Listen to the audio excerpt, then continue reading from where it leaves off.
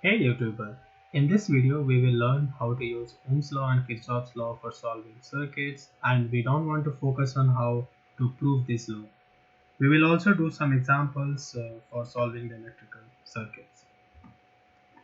Let us first discuss Ohm's law, and to explain what is Ohm's law, let us consider the impedance Z, and the current flowing into the impedance is I, and the voltage across the impedance is V. The relation between voltage, currents and impedance is given in this box, and which tells that the voltage across the impedance is equal to the product of its impedance and the current flowing into the impedance. And it is important to note down that this expression is only valid in steady state operation. That is because of the reactive component or present in the impedance, and the reactive component is because of the inductive and capacitive loads, which has some transients. So in transients, we cannot write voltage Ohm's law simply V equal to I into Z. It is written in completely different format, so which we don't want to talk in this video. But let us say that in steady state we have the relationship between voltage, current and impedance as this one. There is one more thing I wanted to mention. In electrical engineering, we use J as imaginary unit, and we don't use I as an imaginary unit, which is generally used in mathematics, because in electrical engineering we use I for denoting current. So to avoid confusion between I and J, we try to use J as an imaginary unit. To give an example of Ohm's law, let us consider a 10 volt source is connected in parallel with the 2 ohm resistance, and we want to find the current in the circuit. So in this case, there is no reactive component present in the circuit, hence the Z is simply equal to the resistance, and we can say V equal to I into R, and we can find I equal to V by R, and hence we get the 5 ampere with this one. It was pretty simple. So before starting to use Ohm's law in detail, let us first understand what is the sign convention we can follow. This is one sign convention which I follow, but you can follow some other sign conventions. It is completely up to you. But let us stick in this video with this convention. So the sign convention is pretty straightforward. Whichever the sign of voltage is considered as the same uh, considered as the voltage of the terminal through which we enter into the device. So for voltage source case, let us consider the first image where we move from point A to B, then we encounter the positive terminal. So hence we write VAB equal to plus. And once we move from point B to A, we see the first terminal we encounter is negative, and that is why we write minus V. In the second diagram, you can see the direction of current is being changed, but still the polarity of voltage remains the same. It is because the voltage source tries to maintain its voltage polarity, whether you take current out of it or you give current into the voltage source. Hence, uh, the voltage remains the same. Okay, but in electrical load or in the impedance, the direction of current is very important to note, because the direction of current decides the polarity of the terminals of the impedance. You can see for the both cases the polarities are changed. So whichever direction the current enters into the impedance is considered as positive, and from which terminal uh, the it leaves the device, it's considered as a negative. So you can see in both the cases. So in the first case, we want to write the voltage between A and B. Then we write VAB equal to IZ, which is positive because we are moving from A to B, and hence we enter into the from the positive side. And if we want to write VBA, so we move from B to A, and we enter through the negative terminal. That is why we write minus I into Z. And the same is true for the second image. Yeah, so this is another sign convention which you can follow, but let us focus on the one we discussed just now. So Kirchhoff's law can be broadly defined into two laws. Uh, The first one is the voltage law and the second is the current law. So let us first discuss Kirchhoff's voltage law, which in short you can say a KVL, which I like using. So in general, the Kirchhoff's voltage law can be described as the summation of all voltages in the loop is equal to 0. You can write Kirchhoff's law in different ways, but I like using in this way. So let us consider a circuit where we have three voltage sources and two resistance, and we want to write the Kirchhoff's voltage law. So in Kirchhoff's understanding how to use Kirchhoff's voltage law, you should always choose a starting point. So you can choose a starting point wherever you want, but in this case I have choose the starting point as this terminal S. And again you have to start from the point and you go anyway, but you come to the same point. That is how we close the loop. And yeah, so you can go either clockwise or you can go either anti-clockwise. So for going into, let us consider the first case where we want to go clockwise. So for clockwise movement, if we start from point S, the first element we encounter is R1, and you can see we are going in direction of current. So the voltage across the R1 is I into R1, and for V2 we encounter first a positive terminal, so it's a plus V2. For V3 we encounter negative terminal, so it's minus V3. And again we are going in same direction for same direction of current through R2, so it's I into R2, and we encounter minus terminal for V1, so we write minus 1, and we have reached the starting point, so hence the loop is closed, and that is why we write the voltage as 0.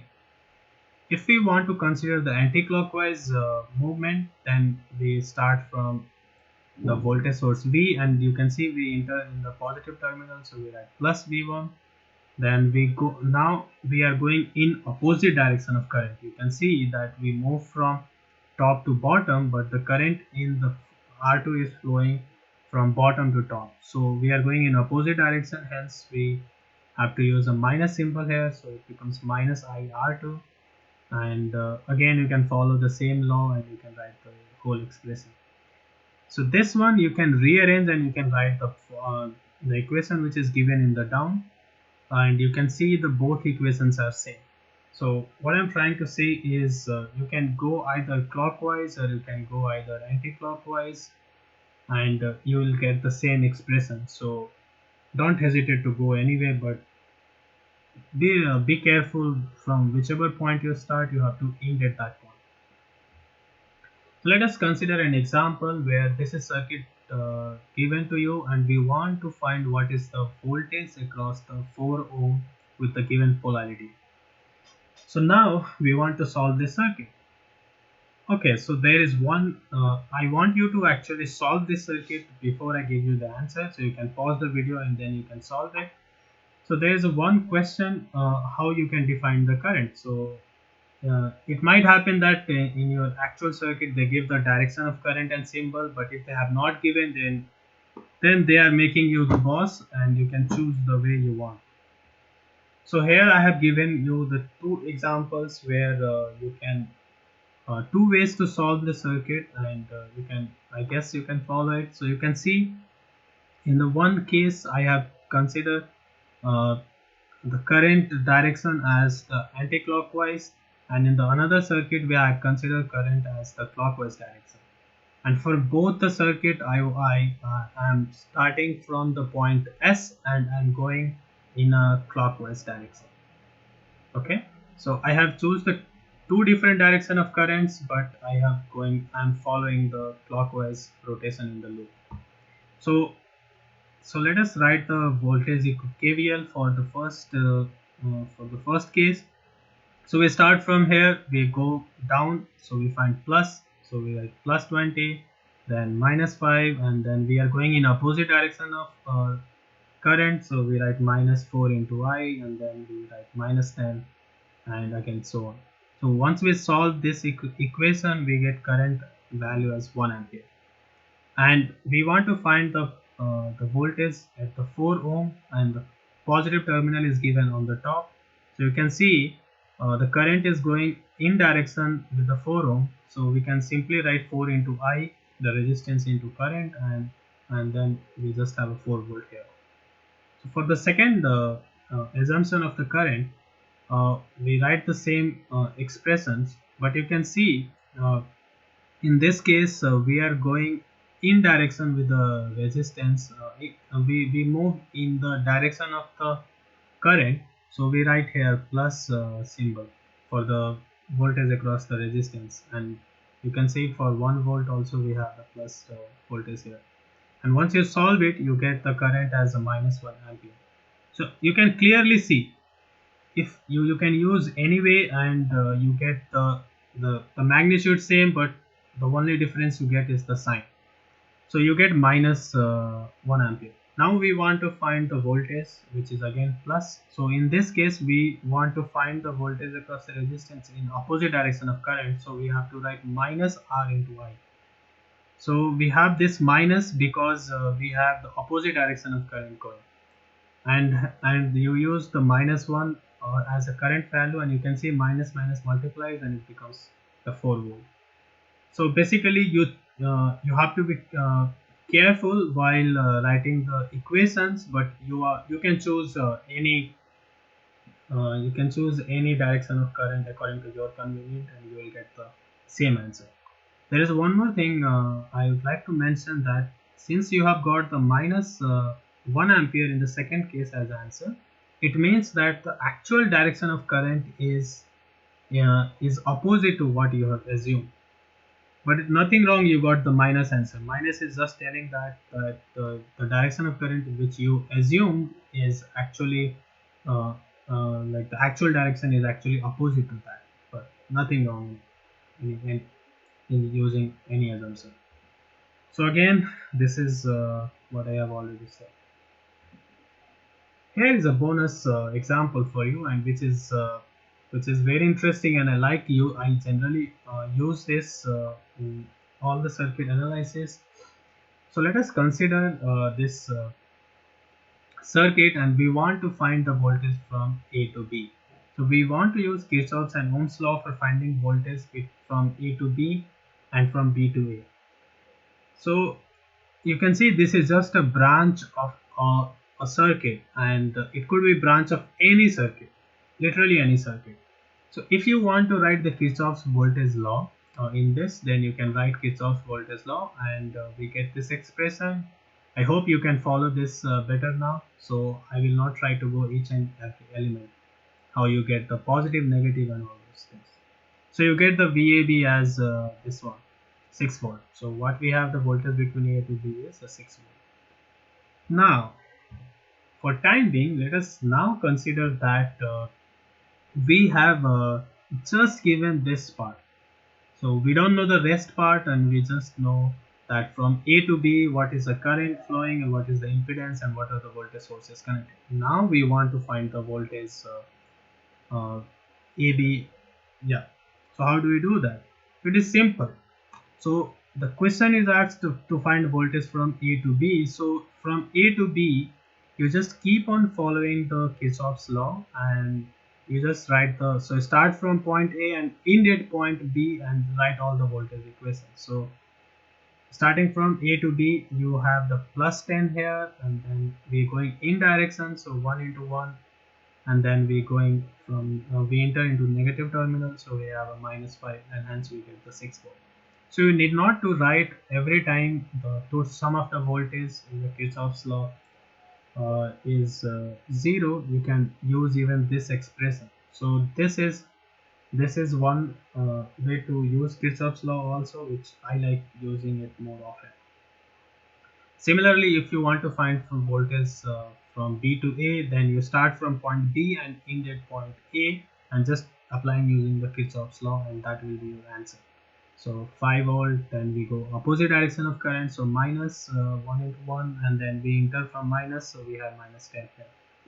You can see again the voltage AB and voltage BA are like equal in magnitude, but they have the opposite sign. Yeah. So let us consider the second law of Kirchhoff's, which tells that which is dealing with the currents.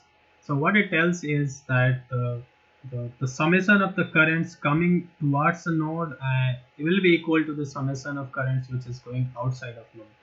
So in this case, we have considered the five wires and through which currents are there, and you can see the I2, I3 and I5 are incoming currents, and I1 and I4 are outgoing currents, so their summations has to be equal. So let us exercise this. I want you to again pause the video and solve this question. So there is a one way you can solve this. Again, you can solve in so many ways. So let us for solving this, let us consider that the current in this branch is X, and you can use the Kirchhoff's current law. You can see this current and this currents are going into, so this has to be sum of both current, and we get X minus 2, and again same here, they both are going into this, then again sum of both those currents will be this current. But in this case, you see this is entering current, this is outgoing current, so this has to be the difference of this current and this current. So X plus 5 minus 5 gives you the total current which is in this, and you can see again they are going in same direction, so we add them again. So X plus I, and then they are going in opposite direction, so we subtract them. Again they are going in opposite direction, so we subtract them, and we get this expression. So you can see now we have the expression of current which is this one and this value, and they are in the same branch, so they has to be equal. So once they are equal, you can just see, you can cancel the X and you just get the expression of I. You can solve this even in a very simple way. So let us there is a one way you can solve this circuit very easily. You just consider this whole hexagon as a node. So basically this becomes a system, and you have to see what is the total current coming into the system and what is the total current going outside of system. So if you just write that, so you can see I have written here all input currents and then all outputs current from the system, and then you can solve this, which is true using even the variable X. So this variable X you can use anywhere and you can just solve it. So this was just to give you how you can use the Kirchhoff's current law. Now let us combine all three laws and solve this question.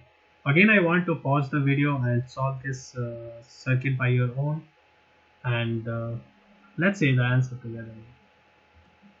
So there is you can solve it again in a different ways, but I want to discuss the most basic way to solve this. But there are a few things you should know before. So now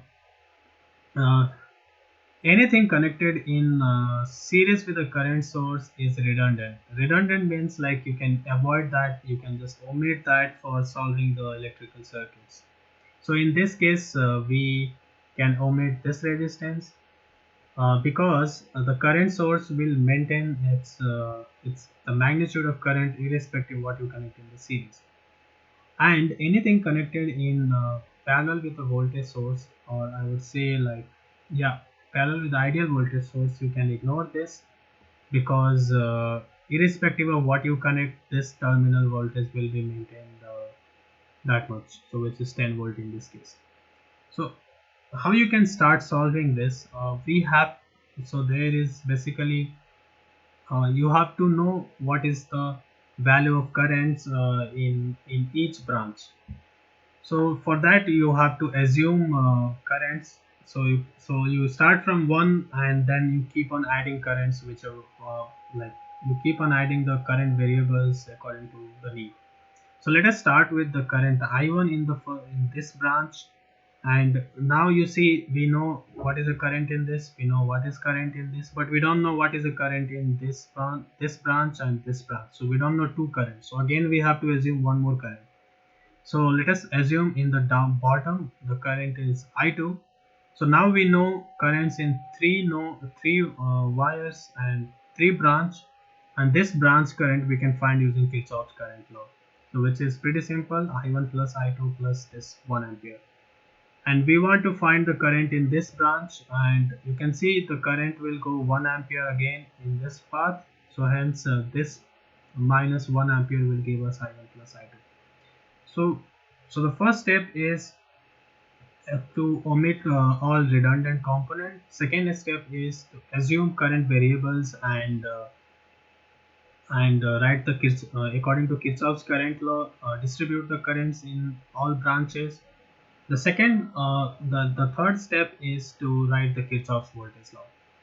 So I have considered here two loop here, and you can see in the loop we have only voltage source and the passive components. We don't have a current in current source. We have not written the KVL. Yeah. So that is general practice not to use the KVL in the current source. But sure, you can use, but it might not give you the benefit as writing KVL in a voltage source and passive components loop will give. Okay, so now yeah, so there is a two loop I have considered. One is colored with the green, and another is colored with the blue. Yeah, so actually there is a small change. This has to be blue, and let me change its color to blue. Yeah, I'm sorry, I should have done the change before. Okay, so KVL in green and blue loops are written respectively here, and you can rearrange them to give equation 1 and equation 2. And then you can solve this equation 1 and equation 2 by this method, and you can use your own method, and then you get the value of the both currents. So now we know the value of current I1 and I2 are 3 ampere and 13 ampere, and they are positive. It means the assumption of current which we used is correct, but it doesn't matter if you get minus also, it's okay. So now we want to know what is the voltage in this resistance. So for the given polarity and for the given current direction, we can write the voltage as 1 ohm into I1 plus I2 plus 1. So you can just solve this and you get the voltage expression as 17 volt. So these are the observations which I had already taught. Okay, so there is a homework for you. I know you don't like getting homeworks, but that is why I have given you just one homework. But this homework will test your all learning which was done in this video. So for this circuit, I want you to solve what will be the voltage across these 3 ohm resistors in the between. And this circuit is called Wheatstone bridge. And I know you might have heard about the balanced Wheatstone bridge, but this is not balanced. So don't try to. Yeah, you can check that. So I want you to solve by two methods. One method which I have taught you today using Ohm's law, Kirchhoff's law. And the second method, I want you to do little bit of research and learn about star and delta converse transformation. It's not very difficult. You can look on Google, and then you can see using both methods what is the difference and how much complexity reduction you can do by second method. Of course, I will give you the answer. Otherwise, you will be thinking like, oh, he gave the question but no answer. So there is an answer for you. So you should get this answer. If you get this answer, then you have done right. If you don't get this answer, then do it again. So that is for today's video, and I'll be make and just to add that the solution of this question, for solution of this question I will make another video, and so that you can refer, but I will do it maybe 1 week after. So in the next video, uh, I want to discuss about the sign conventions for especially reactance, where we have inductive and capacitive reactance and active power, reactive power sign conventions. Then we talk about impedance and power triangles, and again we will solve some examples for yeah. for using these sign conventions. So I thank you for watching. If you find this video helpful, then please like, subscribe and share and click the bell icon. Thank you.